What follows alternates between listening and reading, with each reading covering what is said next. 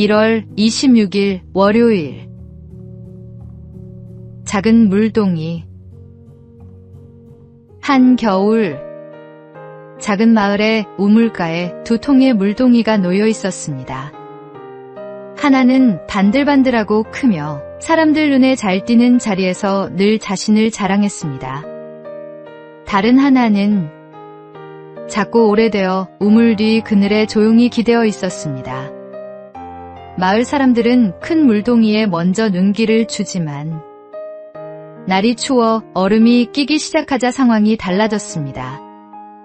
큰 물동이는 입구가 넓어 얼음이 금세 차올라 물을 퍼낼 수 없었고, 작은 물동이는 입구가 좁고 낮아 얼음이 쉽게 녹아 여전히 물을 담을 수 있었습니다.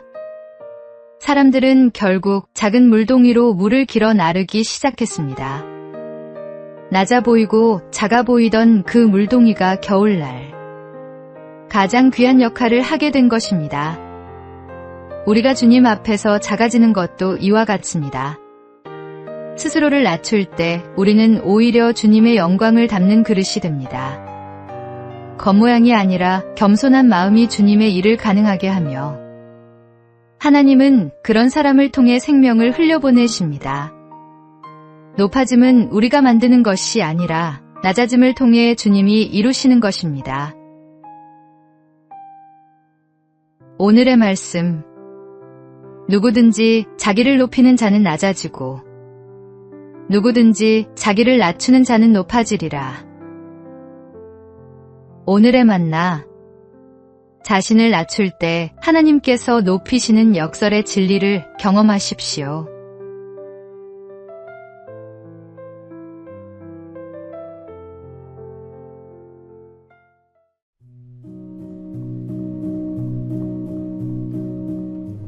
(1월 27일) 화요일.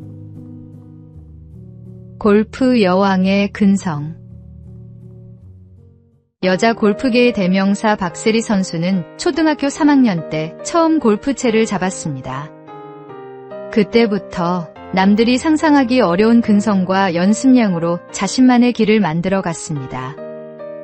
어느 날 모래사장에서 벙커샷을 연습하며 시간을 보내고 있을 때 아버지는 더 연습하고 있으라고 말하며 자리를 떴습니다. 새벽 4시가 되어서야 아버지가 집에 돌아왔지만 어린 박세리는 아직도 들어오지 않은 상태였습니다. 연습장을 찾은 아버지는 전등 하나 켜진 모래밭에서 손을 호호 불며 묵묵히 연습하고 있는 딸을 발견했습니다. 그녀는 눈이 오나 비가 오나 바람이 부나 악천후 속에서 라운드를 하며 어떤 상황에서도 흔들리지 않는 실력을 다졌습니다. 육상으로 기른 체력 위에 아파트 15층을 오르내리는 훈련까지 더하며 스스로를 단련했습니다. 골프 여왕이라는 칭호는 하루아침에 주어진 것이 아니라 보이지 않는 자리에서 쌓아 올린 꾸준함의 결과였습니다. 우리의 삶에서도 맡은 자리에서 견디고 버티는 힘이 결국 열매를 만들어냅니다. 새해에는 자신의 자리에서 근성과 담력을 기르는 훈련을 해보십시오. 오늘의 말씀. 나는 선한 싸움을 싸우고 나의 달려갈 길을 마치고 믿음을 지켰으니. 오늘의 만나. 보이지 않는 곳에서의 땀과 눈물이 결국 빛나는 결실을 맺습니다. 오늘도 묵묵히 최선을 다하십시오.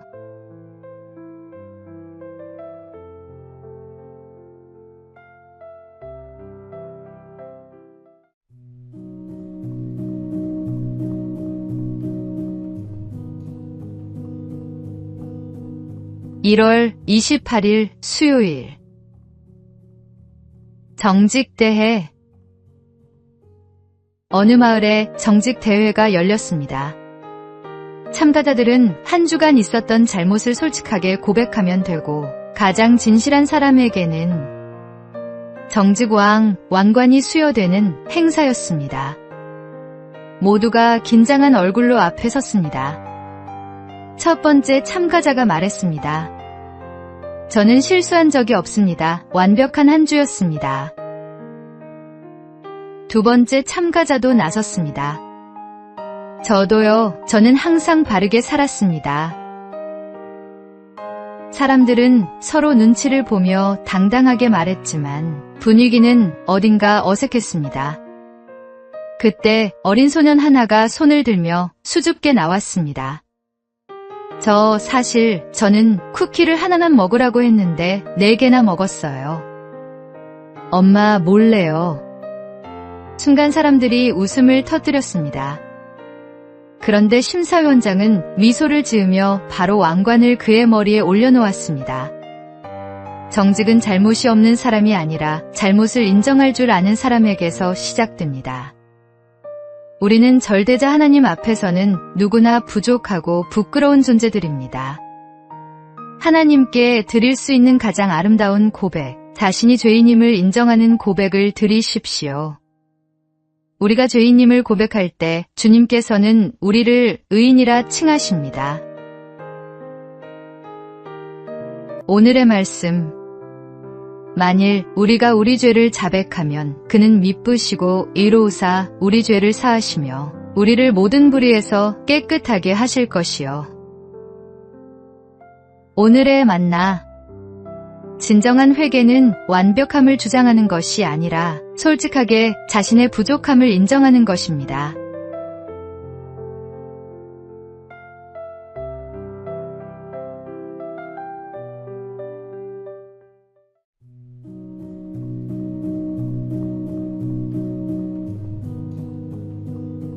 (1월 29일) 목요일. 선택의 언어. 청소 좀 해야 하는데, 이젠 잊어야 하는데 라는 말이 습관처럼 입에서 흘러나온다면 우리는 스스로에게 계속 압박을 주고 있는 것입니다. 임상사회복지사 캐리 하워드는 이러한 이 해야 한다는 표현이 인지 왜곡의 한 형태라고 설명합니다. 물론 인생에 반드시 해야 할 일도 있지만 모든 과업이 그 범주에 속하지는 않습니다. 어떤 일을 해야 한다고 마음먹고도 정작 다른 일에 시간을 허비하며 자신을 실망시킨 경험, 누구나 한 번쯤 있었을 것입니다. 이런 패턴은 쉽게 자기 비난의 악순환으로 이어집니다. 사람들이 혼란스러워하는 이유는 진짜 원하는 것과 외부가 요구하는 것을 구분하기 어렵기 때문입니다.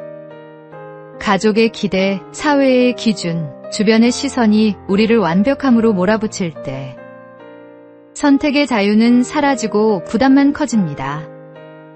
하워드는 해야 한다는 표현을 선택한다로 바꾸라고 조언합니다. 숙제를 해야 해가 아니라 배움에 도움이 되니 숙제를 하기로 선택한다. 운동해야 해가 아니라 건강을 위해 운동하기로 선택한다. 선택의 언어는 우리에게 주체성과 의미를 되찾아 줍니다. 무엇보다 하나님 앞에서 우리의 결정은 의무감이 아니라 기쁨으로 드리는 선택이 될 때 가장 자유롭습니다. 오늘의 말씀. 그런즉 너희가 먹든지 마시든지 무엇을 하든지 다 하나님의 영광을 위하여 하라. 오늘의 만나. 억지로 하는 삶이 아니라 기쁨으로 선택하는 삶을 살아가십시오. 그것이 진정한 자유입니다.